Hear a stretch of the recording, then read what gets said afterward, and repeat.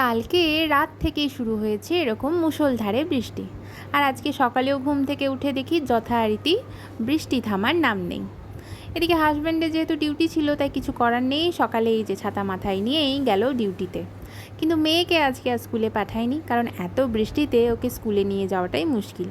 বেশ কয়েকদিন হলো, প্রায় এক সপ্তাহ আগেই ঠান্ডার থেকে উঠেছে, ঠান্ডা সর্দি জ্বর।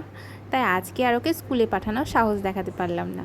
এদিকে আমার ঘরের অবস্থা দেখো, এই দেখো এখানে দুটো বেডশিট, ঘরে আরও কয়েকটা মেলা আছে, আর রেগুলার জামা কাপড় তো আছেই, কাচাকাচি তো করতেই হবে। এদিকে সূর্যি মামার ওঠার নাম নেই, তাই ঘরের মধ্যেই একটা দড়িকে টাঙিয়ে এখানে এই যে জামা কাপড়গুলো মেলে দিয়েছি।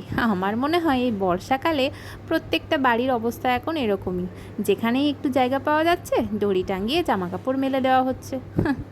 আর এদিকে রান্নাঘরে চলে এলাম, রান্নাবান্নাও বসিয়ে দিয়েছি, এদিকে ভাতটাও নেমে গেছে। আর আজকে এই যে সর্ষে পাবদা বানাবো। পাবদা মাছটা কালকেই কিনে রেখেছিলাম, ফ্রিজে রেখেছিলাম, সকালে বের করে এখন এই যে নুন হলুদ দিয়ে ভালো করে ম্যারিনেট করে নিলাম। আর এটাকেই আজকে একটু সর্ষে দিয়ে বানাবো। আর এই যে আমার মেয়ে এখানে মাছ দেখতে এসছে। আমার মেয়ে কিন্তু ছোটোর থেকেই মাংস বা ডিমের থেকে মাছটাই বেশি পছন্দ করে। আর বিভিন্ন রকমের মাছে ওর কোনো সমস্যা নেই, মানে সব ধরনের মাছই ও খেতে বেশ ভালোবাসে। তাই সেই আগ্রহেই আজকে দেখতে এসছে কী মাছ রান্না হচ্ছে।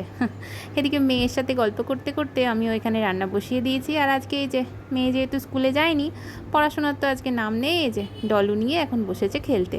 আর মেয়ের সাথে গল্প করতে করতে আমার রান্নাটাও প্রায় শেষের দিকে, অনেকখানি বেলাও হয়ে গেছে। এবার ঝটপট রান্নাটা নামিয়ে স্নান টান সেরে এবার দুপুরের খাবারটাও খেয়ে নেবো। তো চলো আজকের মতো ভিডিওটা এখানেই শেষ করছি, ভালো লাগলে লাইক করে দিও। টাটা।